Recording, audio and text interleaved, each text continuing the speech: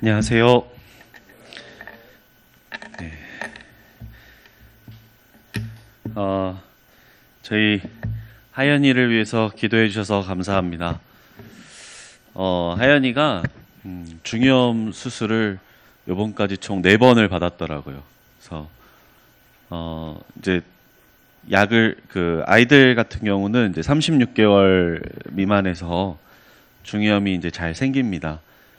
코에서 귀로 이렇게 기압을 조절하는 관이 하나 있는데 그 관이 이제 36개월 미만에서는 이렇게 기울기가 이렇게 돼 있어요. 그래서 잘 넘어가요. 그리고 기압 조절이 자유롭지 않고 하기 때문에 워낙 이제 중이염들이 잘 생깁니다. 그리고 한 번 생기면 길이 트이기 때문에 더 잘 생깁니다. 근데 이제 그래도 너무 계속 생겼어요. 그래서 이제 양쪽 이렇게 배액을 하는 관을 넣는 이제 시술을 이렇게 한 번, 2번 하고 양쪽 귀를 했었는데 그 왼쪽 귀 안쪽으로 이제 고름이 좀 있었어서 그거를 좀 이렇게 드러내는 좀 큰 수술을 한번 올해 2월 달에 했었습니다. 그리고 나서 이제 괜찮다가 또 이제 완전 이제 수술했던 왼쪽 말고 오른쪽이 이제 계속 중이염이 재발이 되니까 튜브를 한 번 더 꽂아보자 이렇게 해서 이제 수술을 했습니다. 했고 잘 됐고 아산병원에서 했습니다. 이번에는 제가 강동 성심병원은 이제 나왔기 때문에 전혀 뭐 관련도 없고 그래서 아산에서 한번 해보자 해서 했는데 입원도 안 시키고 퇴원을 시키더라고요. 그래서 감사하다. 이렇게 잘 회복이 됐고 집에 와서 너무 잘 놀았고 왜 이렇게 아이가 뭐 마취해서 웃는 얼굴만 보니까 더 짠해요. 어떤 자매님 그러셨는데 우는 거 엄청 많았는데 차마 우는 거를 보내드리긴 그렇고 그래도 잘 수술됐습니다 하기 위해서 또 밝은 거 위주로 골라서 올렸습니다. 기도해 주셔서 감사합니다. 이렇게 뭐 어떻게 보면 되게 사소한 일이거든요. 근데 개인적인 일이고, 근데 그럴수록 더더욱 교회에 알리고 기도를 서로 기도해주고 하는 그런 관계 가운데에서 저희들이 더욱 그 피로 값주고 사신 한 형제요 자매다라는 그 교회의 관계가 더 끈끈해지는 것 같습니다. 그래서 성도님들 댁에 정말 사소해 보이는 일일지라도 어려운 일이 있거나 기쁜 일이 있을 때 함께 나누시고 그러함 가운데에서 교회의 의미를 더욱더 찾아가는 되게 삭막한 시대에 살고 있는데 그 가운데서도 교회만은 그렇지 않았으면 하는 그런 또 마음이 있습니다. 서로의 소식을 더욱더 알리고 또 돌아보고 하는 일들이 마지막 시대를 향해 갈수록 더 자주 더 열심을 가해서 더욱더 반짝반짝 빛이 나는 그런 잠시교회가 됐으면 합니다. 요새는 이제 TV를 잘 안 봅니다. 그렇죠? TV가 있어도 공중파 채널 안 본 지는 꽤 됐죠. 옛날에 종편 막 인기 있을 때 종편 채널도 이제는 잘 안 봅니다. 사람들이 뭘 보냐면 유튜브도 쇼츠 그리고 굉장히 이제 유명한 이제 유튜브들 몇 개 아니면 아예 그냥 내가 골라서 내 시간에 맞춰서 볼 수 있는 이제 넷플릭스라는 그런 큰 플랫폼이 있고 거기에 이제 내가 원하는 컨텐츠를 결제해서 보던가 찍어서 보던가 이런 식으로 이제 TV나 드라마나 이런 것들을 이용을 하죠. 선택을 해서. 저는 그러진 않고 그 병원에서 이제 점심시간에 쉴 때 유튜브 쇼츠 이렇게 틀어놓고 밥을 먹거든요. 유튜브 틀어놓고 밥을 먹는데 뭐 이것저것 막 봐요. 거기에 GNTV도 있고 막 다 있는데 그날따라 그게 제 혼자 쓰는 컴퓨터가 아니니까 거기 미슐랭 스타를 받은 요리사 2명이 얘기하는 요리사 3명? 3명이서 얘기하는 그 무슨 프로가 나오더라고요. 그걸 이렇게 열심히 보면서 그렇구나 이런 생각을 좀 했었는데, 요즘에 이제 요리사를 꿈꾸는 사람들에게는 미슐랭 그 별을 따는 게 그들의 어떤 인생의 최고의 어떤 목표잖아요. 미슐랭 3스타. 뭐 그게 아닌 요리사들도 있겠습니다만, 어쨌든 모르는 우리가 이제 볼 때는 그런 큰 정말 유명한 레스토랑을 갖고 그렇게 거기까지 가는 것, 그게 이제 요리사들의 어떤 최고의 꿈인데, 그 꿈을 이룬 사람들끼리 앉아서 이제 하는 얘기가, 요즘에 그 직원들 면접을 이렇게 보면은 직원들이 책임감이 없어 보인다는 거예요. 그래서 무슨 얘기인가 하고 봤더니, 그 과정을 생략하고 결과만 얻고 싶어 한다라고 보여진다는 겁니다. 예를 들면 이게 약간 라떼는 그러니까 꼰대스러울 수도 있는데, 그들의 말에 의하면 자기들이 이제 어렸을 때 20대 때 그 수련을 받을 때는 정말 주방에서 칼을 쥐기까지 막 2년 3년 동안 걸레질하고, 그리고 칼을 쥐고 나서도 5년 7년 동안 그냥 재료 다듬기만 막 하고, 그러다 이제 불을 다루게 되고, 그러다가 너 이거 요리 한번 해봐 라고 해서 처음 요리를 이제 딱 만든 게 한 10년이 걸렸다는 거예요. 근데 요즘 친구들은 이렇게 면접을 봐서 이렇게 뽑아가지고 고용을 하면 처음에 이제 잘 하지만 그러다가 계속 불평불만을 한다는 거예요. 나에게 이 요리 기술은 언제 가르쳐 줄 거냐. 당신이 미슐랭을 받은 그 기술을 배우기 위해서 내가 왔는데 왜 나에게 자꾸 이 기본적인 요리 학교에서나 할 법한 칼질만 시키느냐. 이렇게 얘기를 한대요. 그럼 이제 그걸 듣고 있으면 막 자기들끼리 막 이렇게 얘기하면서 막 화가 난다는 겁니다. 나 때는 안 그랬는데 이러면서. 근데 그 얘기 가운데 중요 핵심은 과정을 생략하고 결과를 얻기를 원하는, 자기의 어떤 선택에 대한 그런 책임보다는 그냥 그 싫은 것을 빨리 건너뛰고 싶어 하는 요즘 세대의 이제 풍토가 담겨 있다는 거죠. 근데 이 비슷한 것들을 좀 경험을 합니다. 저희 이제 그 의사 국가고시를 보면 공부 잘하는 친구들이 다 모여 있잖아요. 전국에서 공부 잘하던 애들이 다 모여서 거기서 또 석차를 쫙 뽑거든요. 1등이 있을 거고 꼴찌가 있을 거고, 그 커트라인이 있으니까 떨어지는 애들도 있고, 근데 어쨌든 그 커트라인만 넘으면 다 똑같은 의사 면허를 받습니다. 성적은 나눠져 있죠. 그래서 그 성적을 가지고 뭐 좋은 병원에 인턴으로 들어가기도 하고, 나중에 그 과를 선택을 할 때 그게 이제 어드밴티지가 되기도 하고 하는데, 어쨌든 똑같은 이제 의사가 됩니다. 공부 잘하는 의사가 있었을 거고, 상대적으로 공부를 못했던 의사가 있었을 거예요. 상대적인 거지, 얘네가 객관적으로 공부를 못한 애들은 아닙니다. 각각 고등학교 때 막 1등 하던 애들이니까.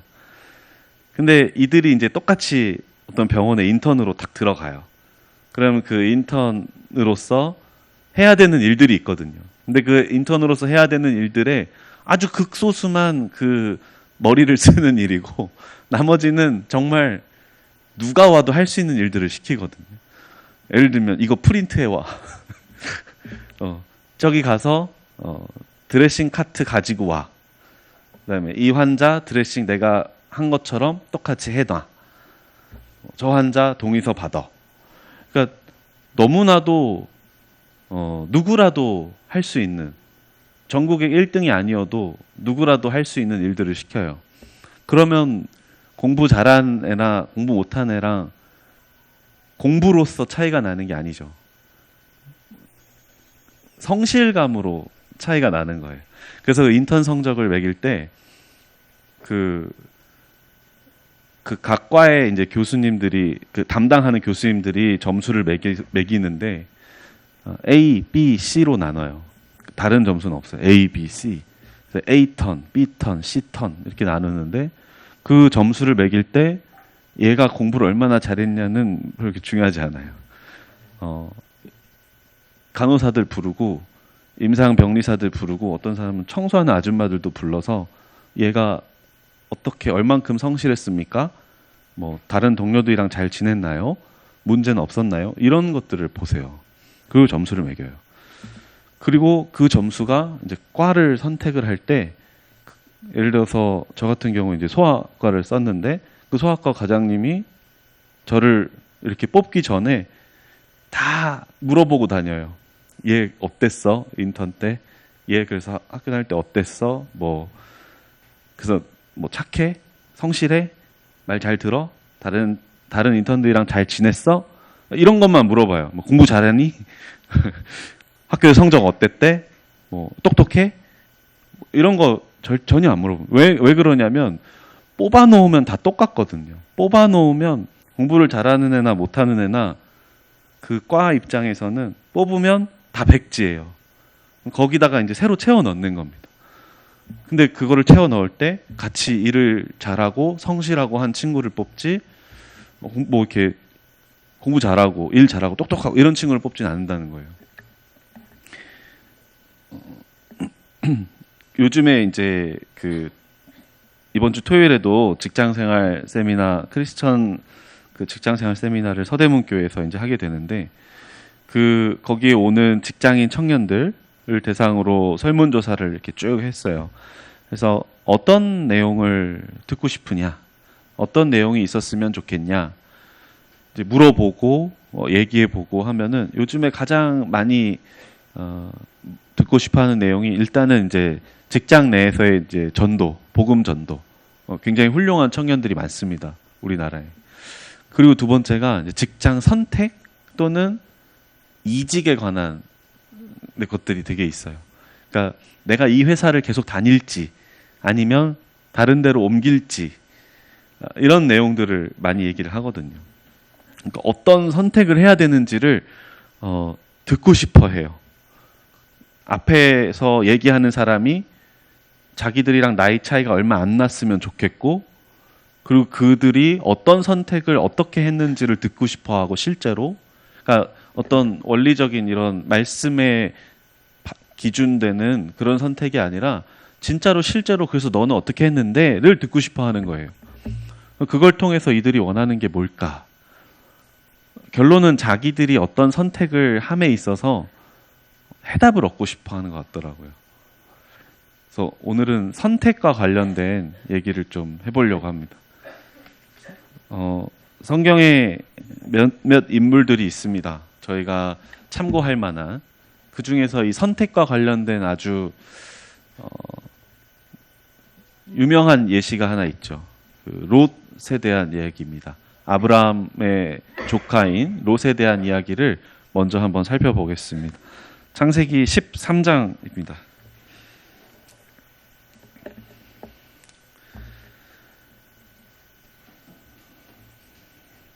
창세기 13장 1절부터 제가 쭉 읽으면서 말씀을 좀 나눠보도록 하겠습니다.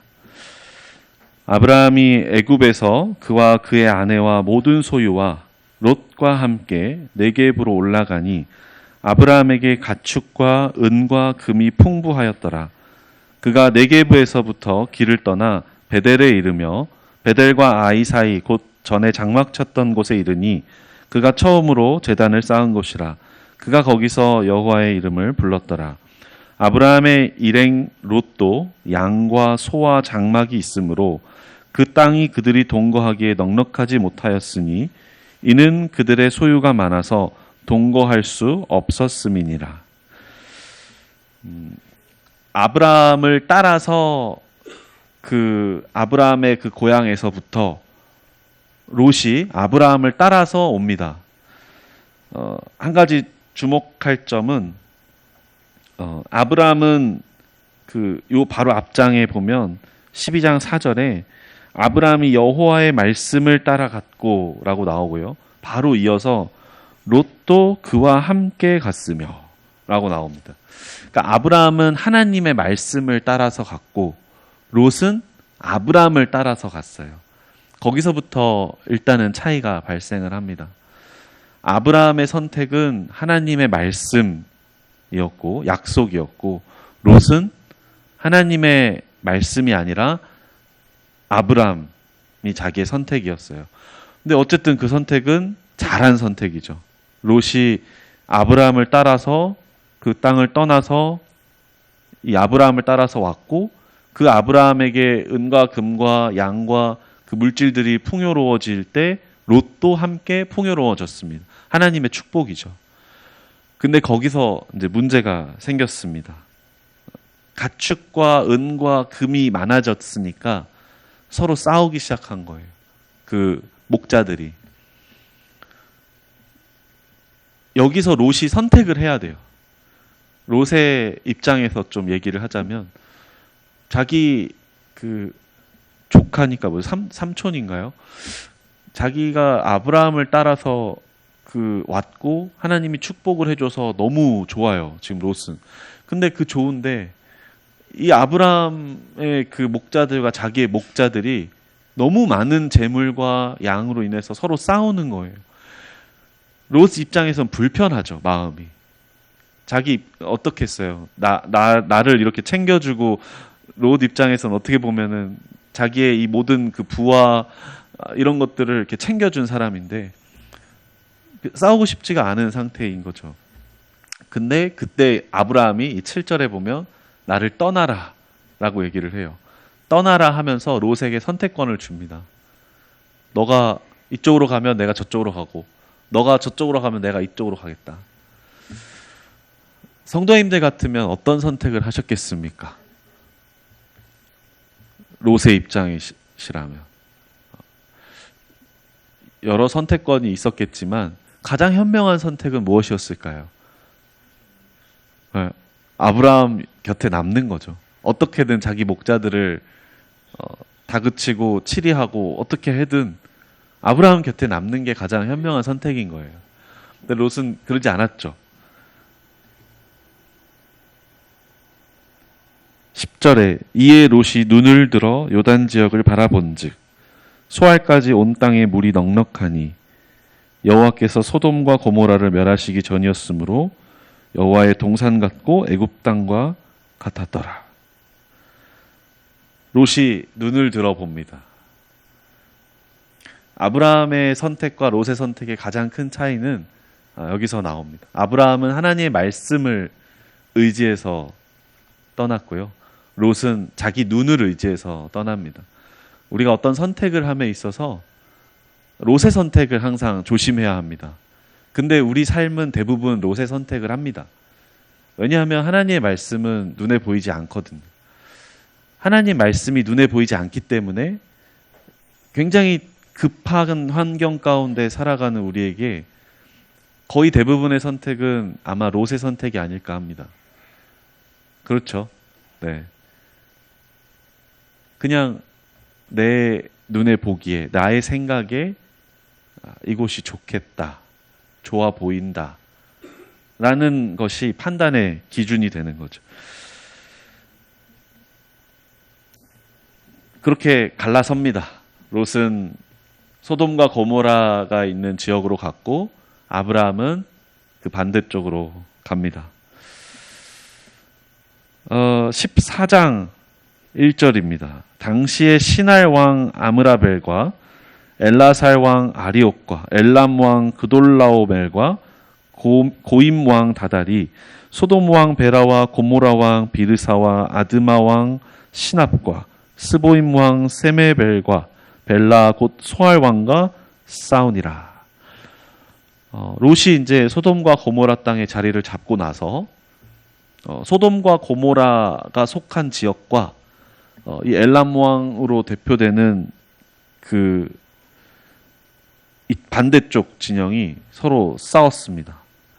그리고 소돔과 고모라가 졌어요. 그래서 그들 가운데 있던 롯도 끌려갑니다. 그리고 그 소식을 아브라함이 듣게 됩니다. 12절에 소돔에 거주하는 아브라함의 조카 롯도 사로잡고 그 재물까지 노략하여 갔더라. 13절 도망한 자가 와서 히브리 사람 아브라함에게 알리니 그때 아브라함이 아모리 족속 마므레의 상수리 숲을 근처에 거주하였더라. 마므레는 에스골의 형제요 또 아넬의 형제라. 이들은 아브라함과 동맹한 사람들이었더라. 아브라함이 그의 조카가 사로잡혔음을 듣고 집에서 길리고 훈련된 자 318명을 거느리고 단까지 쫓아가서 그와 그의 가신들이 나뉘어 밤에 그들을 쳐 부수고 다메섹 왼편 호박까지 쫓아가 모든 빼앗겼던 재물과 자기의 조카 롯과 그의 재물과 또 부녀와 친척을 다 찾아왔더라. 롯이 사로잡혔다는 소식을 듣고 아브라함이 집에서 훈련한 자기 가신들 318명을 데리고 가서 다 첩부수고 다 되돌려가지고 옵니다. 롯은 빼앗겼던 것을 다 다시 찾았어요. 자기 재산, 자기 가족 다 찾았습니다. 또 선택의 기로에 섭니다. 롯에게. 아브라함을 이대로 따라갈 것인가? 내가 원래 살던 소돔 고모라 땅으로 갈 것인가? 우리는 결과를 알고 있기 때문에 롯의 선택이 얼마나 그 바보 같았는지 알죠. 근데 당시에 롯의 입장에서는 아브라함을 따라가기가 쉽진 않았던 거예요. 왜냐하면 자기 가족들도 있고 그 재물과 양떼와 아까 그 13장에 갈라서기 전의 상황과 똑같잖아요. 그 롯은 또 한 번 그 소돔과 고모라 땅을 선택을 합니다. 그때 당시에는 잘못돼 보이지 않았지만 우리는 결과를 알고 이거를 보니까 이 선택이 잘못됐다는 걸 알죠. 그리고 그 잘못된 선택의 대가가 무엇이었습니까? 잘 아는 대로 그 유황이 하루아침에 하나님께서 심판을 하심으로 롯이 다 잃었잖아요. 자기 재물, 재산, 집 다 잃었고요. 그렇게 아끼던 자기 사위들 다 잃어버렸고 자기 처, 아내 나오다가 잃어버렸죠. 그리고 마지막에는 결국에는 그 두 딸과 정말 입에 담지 못할 그런 일들을 통해서 이스라엘의 원수가 되는 모압과 암몬 자손이 탄생을 하게 됩니다. 롯의 선택 때문에. 우리의 선택에는 책임이 따릅니다. 롯의 선택에도 그러한 책임이 따랐고 그 결과는 우리는 알고 있었지만 롯은 그 당시에는 알지 못했습니다. 두 번째 인물은 좀 좋은 쪽을 선택한 예시를 들어보겠습니다.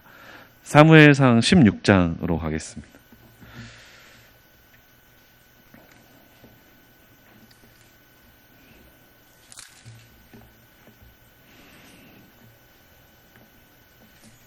사무엘상 16장 1절입니다. 여호와께서 사무엘에게 이르시되 내가 이미 사울을 버려 이스라엘 왕이 되지 못하게 하였거늘 네가 그를 위하여 언제까지 슬퍼하겠느냐?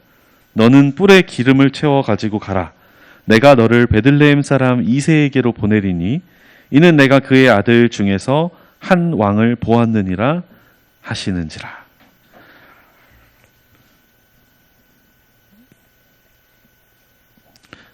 다윗을 하나님께서 선택을 하십니다.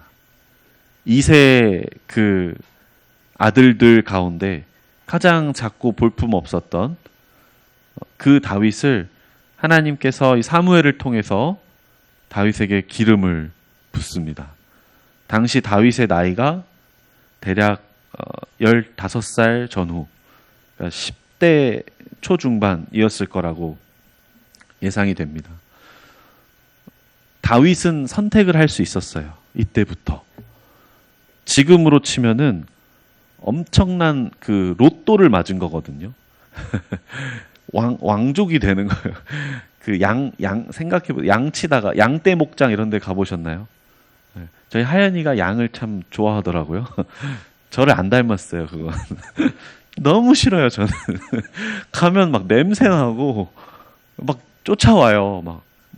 손에 없는데 먹이 주던 손에 그 묻어 있잖아요. 그 사료 냄새가 와가지고 막 핥아요 여기를 막 으아 저는 이제 한현미 자매님 쪽이니까 으아 하고 막 있는데 하연이는 막 신나서 목줄을 잡고 막 끌고 댕겨요. 막 이렇게 지가 끌리는 건지 끌고 가는 건지.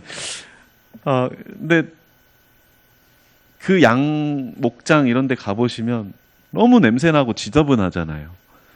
근데 그런 일을 하던 이 다윗이 그 당시 이스라엘에 가장 힘이 있던 하나님의 그 선지자 사무엘이 자기 집까지 와서 그 형들을 다 제끼고 자기 머리에 다 기름을 부은 거예요. 뭐 이게 왕이 된다는 사인인지 아닌지 모르겠지만 어쨌든 기름 부음을 한다는 행위는 왕이 되거나 제사장이 되거나 선택받은 사람이라는 뜻이거든요. 다윗은 선택을 할 수 있었어요. 10대 때. 나는 이제부터 선택받은 사람이다. 나는 이제 됐다. 내 인생이 풀렸다. 얼마든지 그럴 수 있었잖아요. 지금 생각하면, 지금으로 따지면 얼마나 그 기득권처럼 그게 느껴졌을 거예요. 권리를 누리고 싶었겠죠. 근데 그 뒤에 다윗이 골리앗을 만나기까지 다윗은 계속해서 그 자리에서 양을 칩니다. 대략 한 15년 가량. 그 기간 동안 다윗이 양을 치면서 양을 치고 그 아버지 곁에서 양을 돌보고 치고 보호하고 하는 일들을 선택을 한 거예요. 다윗은. 지금 우리가 봤을 때는 결과를 아니까 당연하지 뭐 그거 좀 참으면 되는데 이렇게 생각을 하겠지만 그때 당시에 다윗의 입장에서 생각을 해보면 그 선택이 얼마나 어리석어 보입니까? 하지만 다윗은 그걸 선택을 했고 결과는 골리앗을 만나서 그 결과가 나옵니다. 그 바로 다음 장의 17장에 31절부터 이제 골리앗과 다윗이 싸우는 장면이 나옵니다.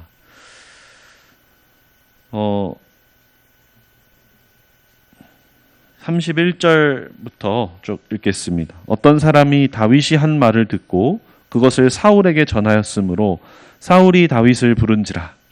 다윗이 사울에게 말하되 그로 말미암아 사람이 낙담하지 말 것이라.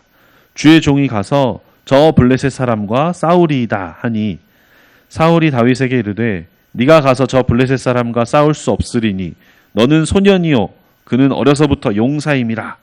다윗이 사울에게 말하되 주의 종이 아버지의 양을 지킬 때에 사자나 곰이 와서 양떼에서 새끼를 물어가면 내가 따라가서 그것을 치고 그 입에서 새끼를 건져내었고 그것이 일어나 나를 해하고자 하면 내가 그 수염을 잡고 그것을 쳐 죽였나이다. 주의 종이 사자와 곰도 쳤은즉 살아계시는 하나님의 군대를 모욕한 이 할례받지 않은 블레셋 사람 일이이까 그가 그 짐승의 하나와 같이 되리이다. 또 다윗이 이르되 여호와께서 나를 사자의 발톱과 곰의 발톱에서 건져내셨은즉 나를 이 블레셋 사람의 손에서도 건져내시리이다. 다윗은 이걸 배웠습니다. 그 기간 동안 자기가 선택한 그 참 기득권을 갖고 권리를 누릴 수 있는 시간 동안 다윗이 양들과 함께 있는 것을 선택을 하면서 다윗이 배운 것이 과연 무엇이었을까? 골리앗을 만났을 때 그 결과가 보여진 거예요. 골리앗을 만났을 때 이 다윗의 이 믿음은 그냥 하나님을 막연히 아는 그런 믿음이 아닙니다. 내가 실제로 내 삶에서 그 어려움을 겪었을 때 내가 그들을 물리쳤습니다. 누구의 힘으로? 하나님의 힘으로 그것을 가능하게 하셨고 하나님이 그렇게 나를 지키셨으니까 저렇게 하나님을 모욕하는 저 사람, 저 손에서 나를 못 지키겠습니까? 이게 한순간에 골리앗을 맞설 수 있는 사람이 된 것이 아니고 그 10년, 15년의 기간 동안 다윗의 삶에 하나님이 개입하신 거예요. 기름을 붓는 순간 하나님의 영이 사울을 떠나서 다윗에게로 왔거든요. 그 하나님의 영이 다윗과 함께 하면서 다윗의 삶에서 하나님이 역사하심을 보여주고 한 스텝 한 스텝 걸어갈 수 있도록 챙겨주신 거예요. 그렇기 때문에 이 골리앗과의 싸움을 눈앞에 두고 다윗은 맞선다는 선택을 할 수 있었던 겁니다. 그리고 그 선택의 결과는 엄청나죠. 근데 그러고 나서 또 끝이 아닙니다. 이 다윗의 인생이 얼마나 기구하던지요. 그러고 나서 골리앗을 무찌르고 나서 왔는데 사울 왕이 자기를 시기하기 시작합니다. 너무 좋아서 처음에는 자기 딸도 결혼을 시켰어요. 다윗이랑. 그리고 다윗이 이 음악을 이렇게 해주는 비파 소리가 너무 좋으니까 곁에도 계속 뒀고 자기 아들 그 다음 왕위를 이을 요나단과도 엄청 친하게 다윗이 또 지냈고. 그러니까 다윗 입장에서는 이 사울이 자기를 죽이려고 했을 때, 자기를 싫어하고 죽이려고 했을 때 이미 민심도 다윗을 향해 있었고 명분도 있었어요. 왕의 사위이고 그 골리앗을 무찌른 장수고 얼마든지 편한 길도 있었고 자기를 따르는 사람도 있었고, 근데 다윗은 그렇게 선택하지 않았어요. 도망을 선택을 합니다. 도망을 다녀요. 이 사울을 피해서. 엄청나게 그것도 정말 기가 막힌 방법으로 또 도망을 다니는데, 그 중에서 한 가지 볼 장면은 사무엘상 그 24장에 나옵니다. 24장 1절에 사울이 다윗을 죽이려고 막 쫓아다니던 중에 이런 장면이 나오는 거예요. 사울이 블레셋 사람을 쫓다가 돌아오매 어떤 사람이 그에게 말하여 이르되 보소서 다윗이 엔게디 광야에 있더이다 하니 사울이 온 이스라엘에서 택한 사람 3,000명을 거느리고 다윗과 그의 사람들을 찾으러 들염소 바위로 갈새 길가 양의 우리에 이른즉 굴이 있는지라. 사울이 뒤를 보러 들어가니라. 화장실을 간 겁니다. 다윗과 그의 사람들이 그 굴 깊은 곳에 있더니 다윗의 사람들이 이르되 보소서 여호와께서 당신에게 이르시기를 내가 원수를 내 손에 넘기리니 내 생각에 좋은 대로 그에게 행하라 하시더니 이것이 그 날이니이다 하니 다윗이 일어나서 사울의 겉옷자락을 가만히 베니라. 그리한 후에 사울의 옷자락 뱀으로 말미암아 다윗의 마음이 찔려 자기 사람들에게 이르되 내가 손을 들어 여호와의 기름 부음을 받은 내 주를 치는 것은 여호와께서 금하시는 것이니 그는 여호와의 기름 부음을 받은 자가 됨이니라 하고 다윗이 이 말로 자기 사람들을 금하여 사울을 해하지 못하게 하니라. 사울이 일어나 굴에서 나가 자기 길을 가니라. 어마어마한 기회가 찾아왔죠. 우리가 숨어 있는 굴에 사울이 혼자 화장실 볼일 보려고 들어온 겁니다. 야, 그 옆에 신하들도 진짜 이 말씀을 또 인용하면서 하나님이 원수를 당신 손에 맡기셨습니다. 이때입니다. 라고 얘기를 하죠. 다윗의 선택은 어떻게 하나님이 기름 부으신 자를 내가 내 손으로 정죄를 할 수 있겠는가? 그것은 오직 하나님께서만 하실 수 있는 일이다 하고 아예 건들지를 못하게 해요. 이런 일이 한 번 더 일어납니다. 그러니까 다윗은 참 멍청했어요.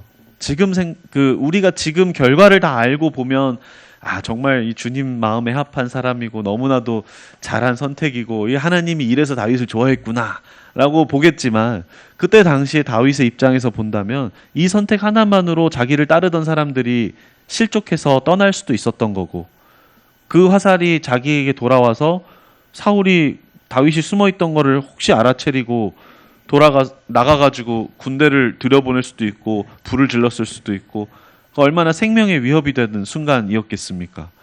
근데 다윗은 그럼에도 불구하고 하나님의 기름 부으신 자를 내 손으로 정죄할 수 없다라는 그 믿음만으로 이런 선택을 합니다. 주님보다 앞서지 않는 선택을 했어요, 다윗은. 그리고 주님보다 앞섰을 때 올 수 있는 그 책임을 누구보다 잘 알았었기 때문이 아니었나 싶습니다. 결과는 뭐 성도님들 잘 아시는 대로 이스라엘의 가장 그 유명한 왕이 되었고 예수 그리스도의 그 메시아의 족보에 들어가는 영광을 얻었습니다. 결론입니다. 고린도전서에 보면 하나님의 미련한 것이 사람보다 지혜롭다라는 말씀이 있습니다. 그리고 여호수아가 그 마지막에 인생의 유언에서 나와 내 집은 여호와만 섬기겠다라는 선포를 하죠. 이 성경은 우리 삶 가운데 삶 속에서 있을 때 더욱 빛을 발하는 법입니다. 우리가 어떤 선택을 하는 데 있어서 지금은 내 눈에 보이지 않을지라도 하나님의 지혜를 더욱 구해야 되지 않을까 싶습니다. 사람의 지혜를 계속 찾고 그곳에서 조언을 구하고 가장 지혜로운 길을 모색하고 하다 보면 결국엔 나의 선택이 하나님의 선택보다 먼저 될 수 있고 다른 선택을 할 수도 있기 때문입니다. 그리고 하나님보다 앞서지 않는 선택을 하게 되면 주님의 마음에 합한 선택을 하게 되면 그 책임 또한 주님께서 함께 져주십니다.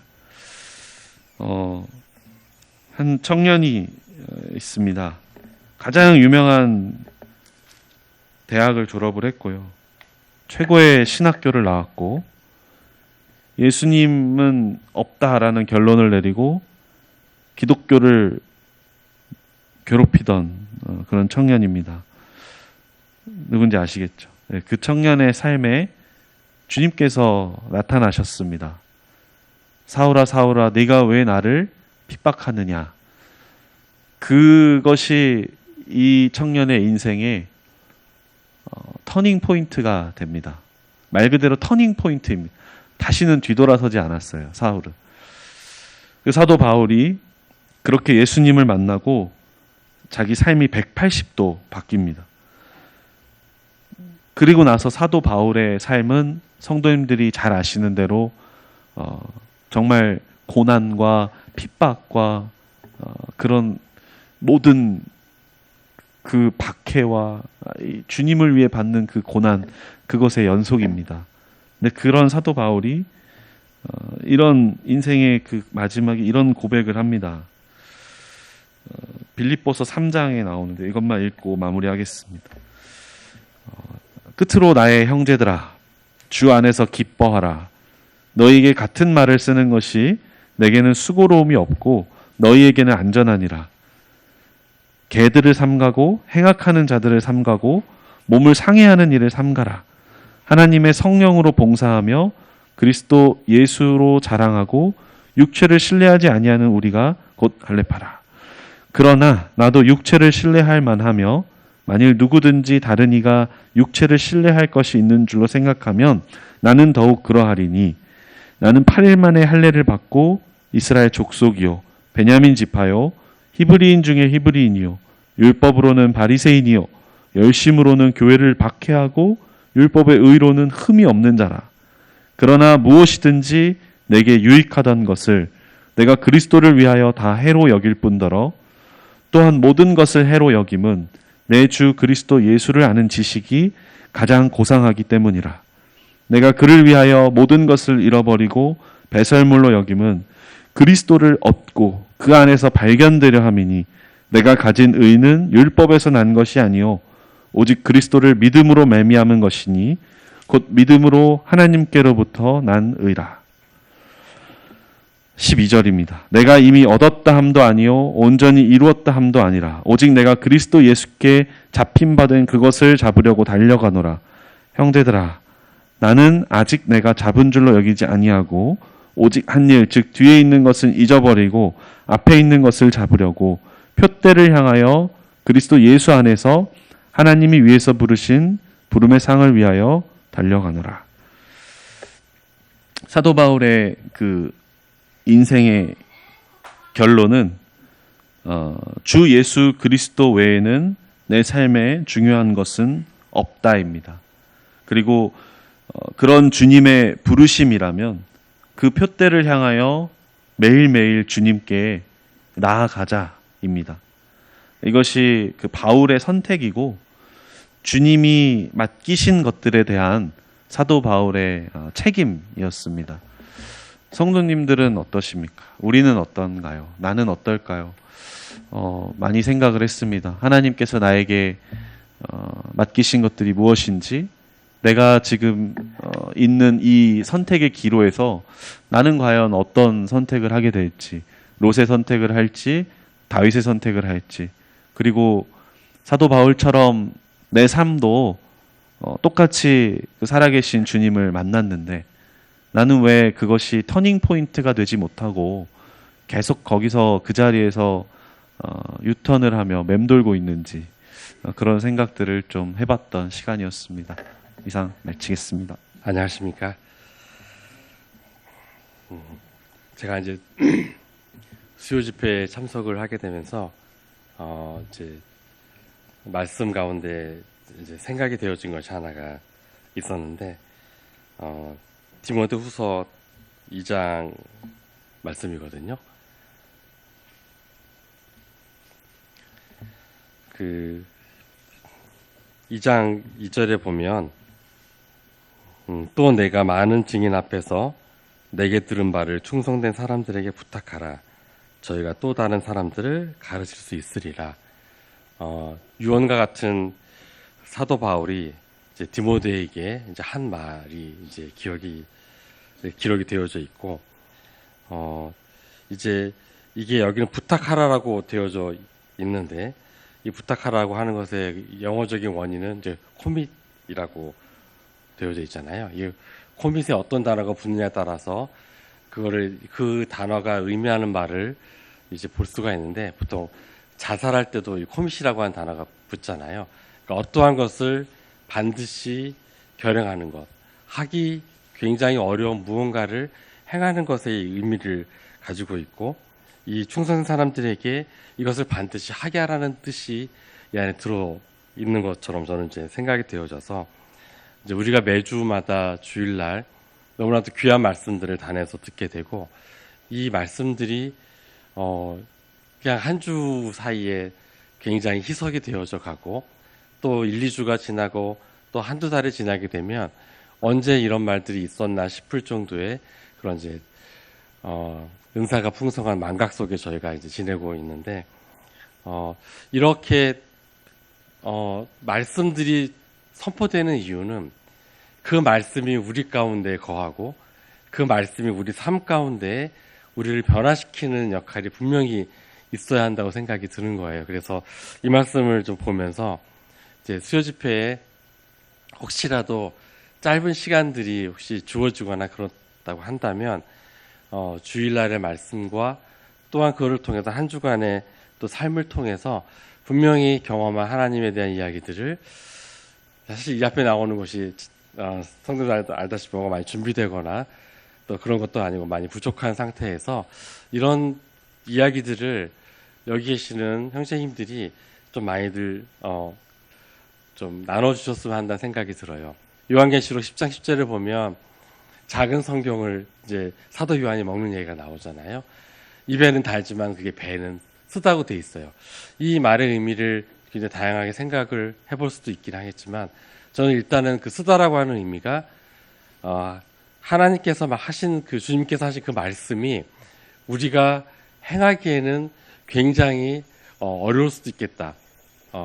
그러니까 육의 몸을 가지고 있는 우리에게는 굉장히 어려움이 있을 수 있다라고 하는 그 쓰다의 의미를 가지고 있는 것이 아닌가 생각이 들고, 두 번째로는 쓰면 우리가 그거를 반드시 뱉어내야 되잖아요. 우리가 받은 말씀을 어떤 식으로든지 뱉어내야 되는, 우리에게는 그러한 그 하나님의 자녀로서의 그런 책무도 함께 가지고 있는 것이 아닐까라는 생각을 해보게 되면서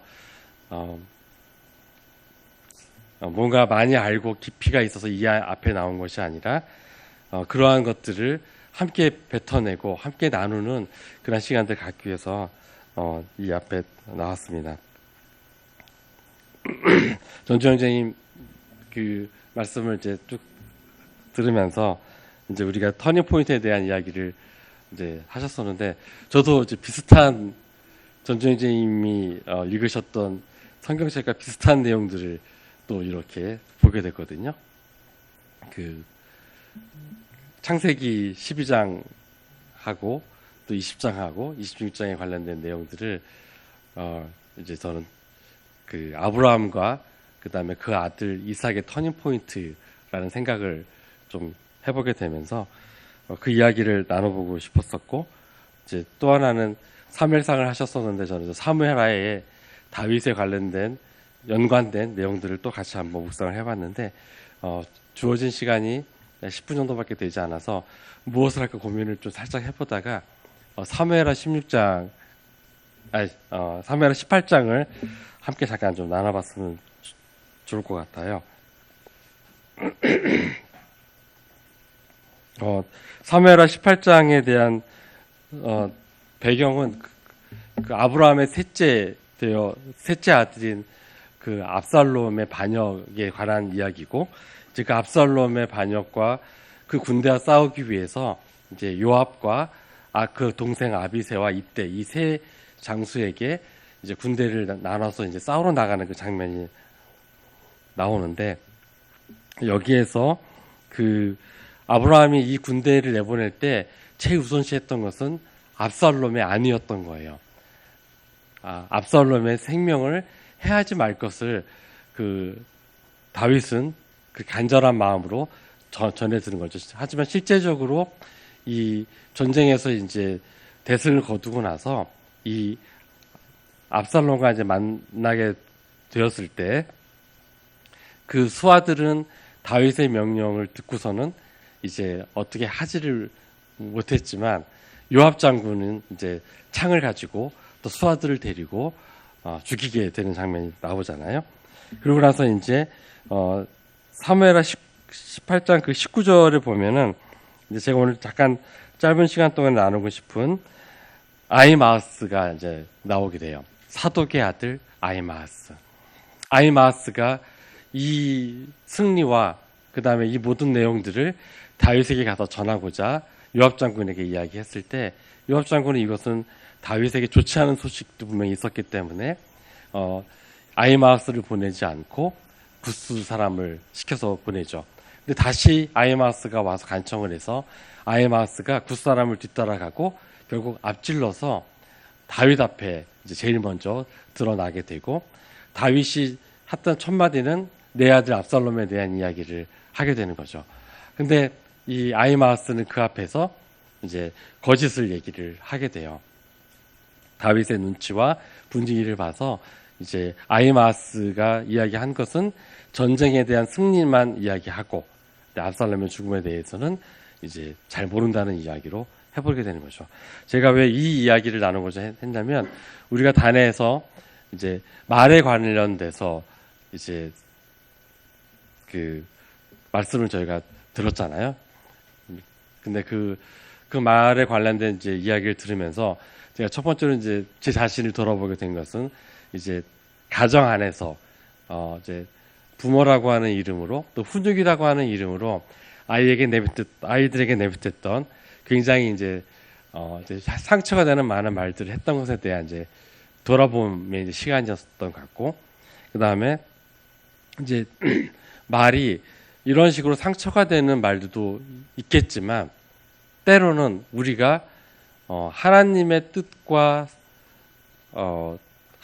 합하지 않는, 결국 내가 나의 안위와 나의 모든 것들을 위해서 내 스스로가 화이트 라이라고 하는 것을 내뱉던지, 아니면 침묵으로 일관을 함으로 인해서 내 자신을 먼저 생각하고 있는 그러한 말들도 분명히 존재할 것 같다는 생각이 들었어요. 그래서 그때 단에서 그 말에 대한 이야기를 들으면서 저는 이 사무엘하 18장 말씀이 다시 생각이 나면서 내가 내뱉는 말이 상처가 되는 기초적인 말일 수도 있지만 내가 침묵을 함으로 인해서 이것도 어떠한 상처와 못지않은 그러한 그 칼날과 같은 그러한 말이 될 수도 있겠다. 우리가 전도 집회를 통해서 이제 주변 사람들에게 직접적으로 얘기를 많이 못 하잖아요. 왜냐하면 특히 친밀한 가족 같은 관계에 있어서는 이것이 다툼이 되고 싸움이 되고 이것이 서로 간에 상처가 될 것을 너무나도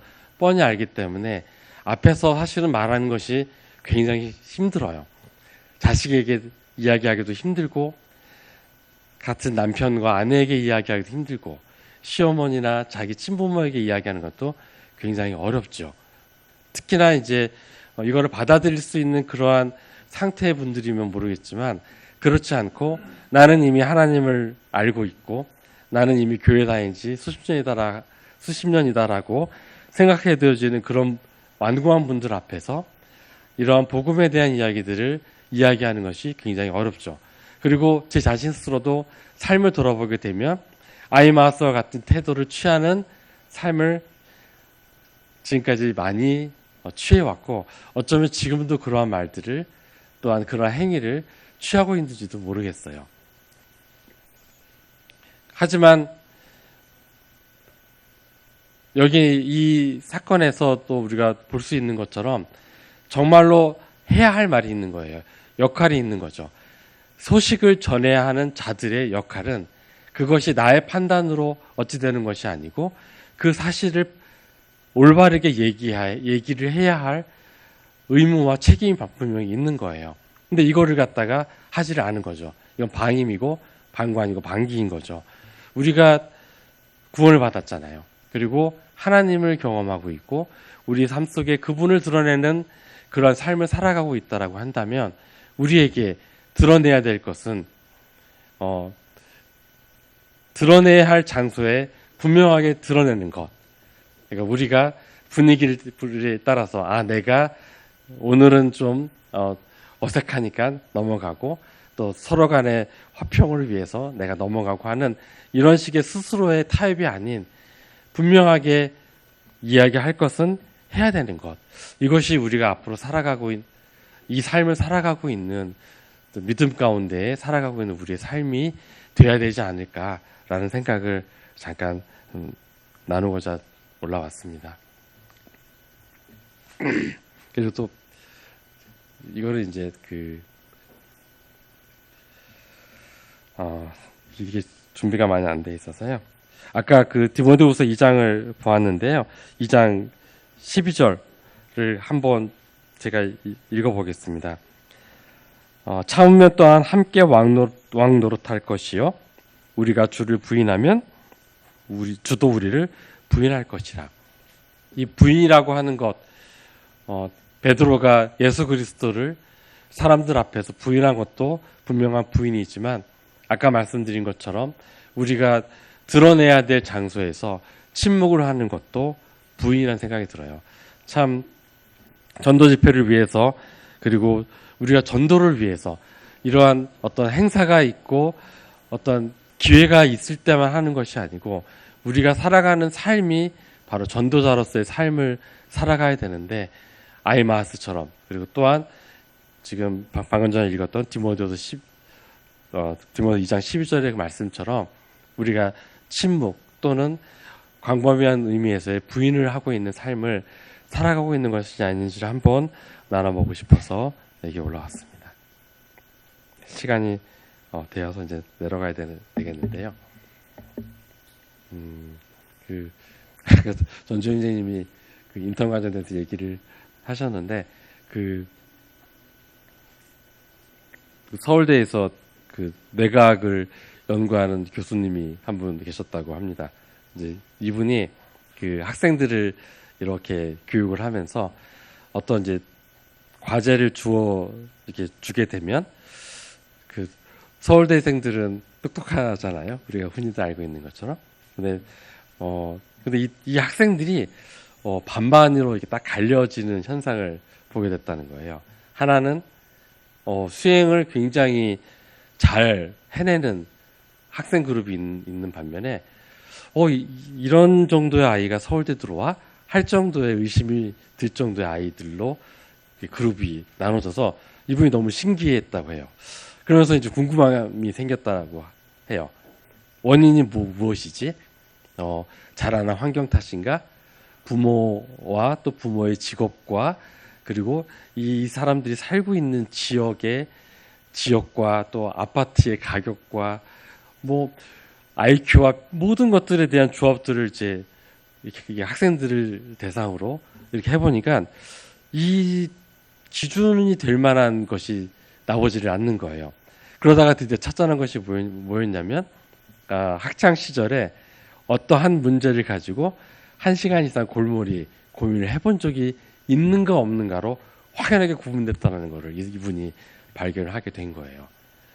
그러니까 예를 들어서 수학 같은 경우도 수학 문제 한 문제를 놓고 1시간을 넘게 그거를 해답지를 보지 않고 스스로 풀어낼 수 있는 능력이 있는가 없는가에 대한 그러한 그 경험들이 나중에 대학에 와서 과제를 하는 데 있어서 이렇게 확연하게 차이가 있다라는 것을 느끼거든요. 아까 전조행제님이 그 선택에 있어서 아브라함과 롯에 대한 이야기를 했는데 사실 이제 그 창세기 12장과 20장에 대한 이야기들을 돌아보면 아브라함은 그 자기 아내 사례를 2번 여동생이라고 속이게 되잖아요. 12장에는 바로왕 앞에서 20장에는 그랄왕 아비멜렉 앞에서 이렇게 부인을 하잖아요. 순서상으로 보면 20장이 먼저고 남방으로 내려오는 순서로 보면 20장이 먼저고 12장이 그 다음인데 그리고 나서 우리는 그 26장에 그 이삭이 또 자기 아내를 부인하는 그 이야기가 나오잖아요. 근데 여기에 이거를 저는 제 개인적으로 그전에는 못난 사람들, 믿음이 약하거나 아내를 덜 사랑한 사람들이라고 저는 칩을 했었는데 창세기 26장에 보면 잠깐 볼까요? 시간이 네. 창세기 26장